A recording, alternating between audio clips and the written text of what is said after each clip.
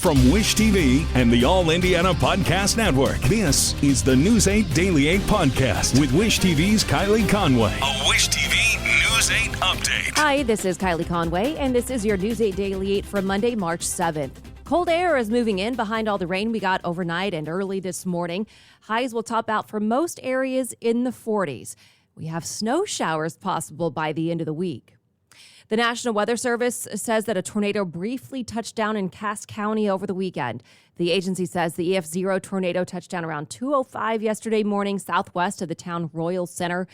NWS says winds topped at 70 miles per hour. And 7 people, including 2 children, are dead after tornadoes hit near Des Moines, Iowa. Madison County officials say the 2 children were under the age of 5. The National Weather Service says an initial estimate shows the tornado reached wind speeds of at least 136 miles per hour. Vice President Kamala Harris is safe after a security scare at Joint Base Andrews. Authorities say shortly after a plane carrying Harris and several cabinet members arrived, 2 people refused to stop at a security checkpoint. Harris had returned to the base after a trip to Alabama to mark the anniversary of Bloody Sunday. The base says guards used barriers to stop the vehicle, but the pair got out and ran. Air Force security officers caught and arrested one of the people who had a gun, but as of the latest update, they have not found the other.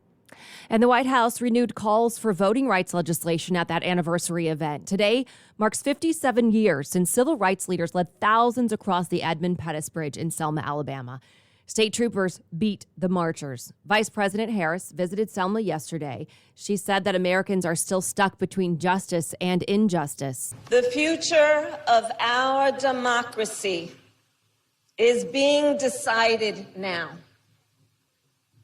By you, by us, by the people. And ultimately, you are the ones, we are the ones who must protect the freedom to vote. Both Harris and President Biden called on Congress to pass the John Lewis Voting Rights Advancement Act. The bill is part of a broader elections package that collapsed in the Senate earlier this year. To the war in Ukraine, fears mount overnight for trapped civilians as Russian forces pummel Ukrainian cities.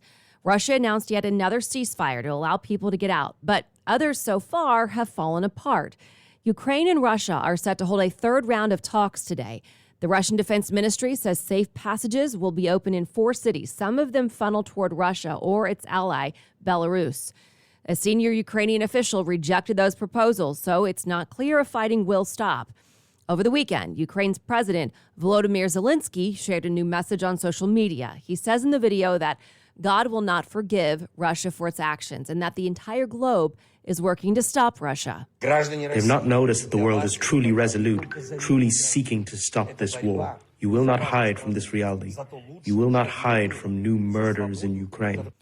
U.S. officials say 95% of the combat power Russia had along the border before the invasion is now in Ukraine.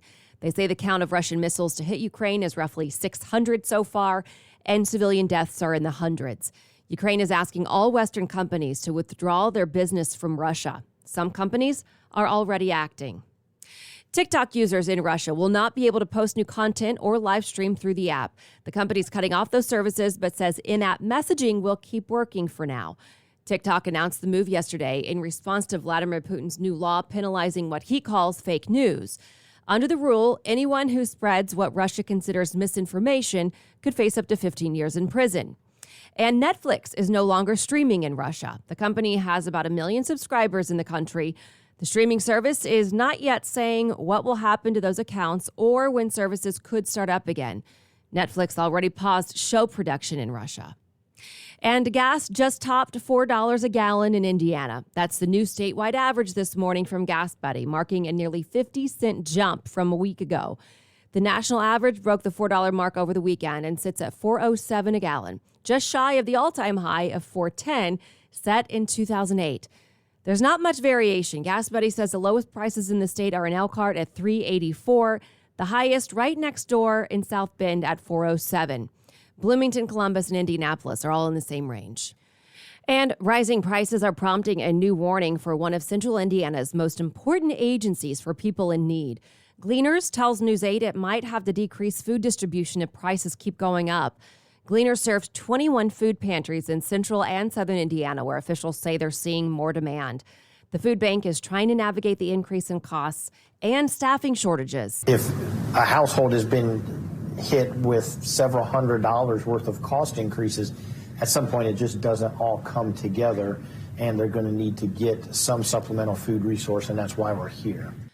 Gleaners also says more people are asking for help because of the end of the child tax credit. Congress declined to expand it, ending the monthly checks parents were getting. Overnight, Johns Hopkins University reported the world passed 6 million deaths from COVID. Nearly 1 million of those were in the United States, more than any other country. Experts are expressing optimism for a nearly normal spring and summer after seeing new CDC data. No orange on the CDC state map means no Indiana counties are considered to be at a high COVID-19 level. The numbers are based on hospital admissions, the number of COVID-19 patients, and cases over the past 7 days. Health experts caution that while the risk is dropping, it does not mean it's at zero and that masks may still be necessary depending on the situation. Indiana ended its emergency order last week. That's why you're no longer seeing the data boxes on Wish TV that we've been providing for close to the last 2 years. And today, Indiana lawmakers will begin their final full week of session. Tax cuts are among the biggest topics on the table.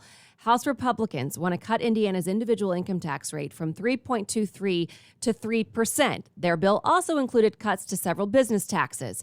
The Senate gutted that bill. Governor Holcomb has been calling for steep cuts as a way to combat inflation. Democrats agree with the governor and say the money that would be cut could be put to better use. Senate President Pro Tem Roderick Bray has said he is open to negotiations. One Indianapolis program is providing young people the necessary skills to get a job. Yes, Indy runs the Power Huddle program at the Finish Line Boys and Girls Club on the Far East Side. News 8 was there when about 20 students created vision boards.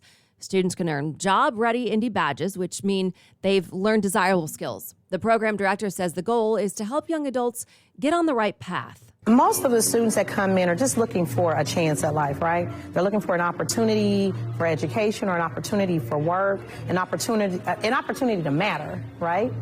And so we provide that for them. Within these past 2 weeks, I say my life has changed every day for the better, every day.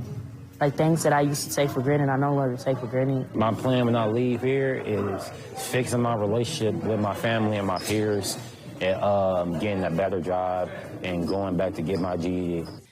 The program has been running since 2018. It's open to students from 16 to 24 years old. FedEx is hiring. The shipping giant needs forklift operators, customer service reps, and more in Lebanon. There are 75 jobs. FedEx is hosting 2 fairs at the NBC Suites at 86th and Michigan Road. One is from 9 to 5 today, then tomorrow from 9 to 1. You do need prior experience for the forklift jobs. NFL prospects are heading back home this morning after trying to wow teams in Indianapolis over the weekend. The NFL Scouting Combine saw several memorable performances, including Saturday's sprint for the ages by a big man. Georgia's Jordan Davis ran a 4.7840, fastest for any player over 330 pounds at the Combine since at least 2006. Cologne Barnes ran the second fastest 40 ever at 4.23. No word yet if this was the last Combine in Indianapolis. The league hasn't announced the next host site.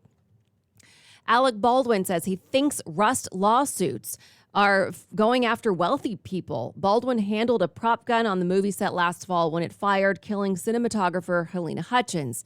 He spoke at the Boulder Film Festival this weekend. What you have is a certain group of people, litigants and on whatever side, who their attitude is, well, the people who likely seem negligent have no money. And the people who have money are not negligent.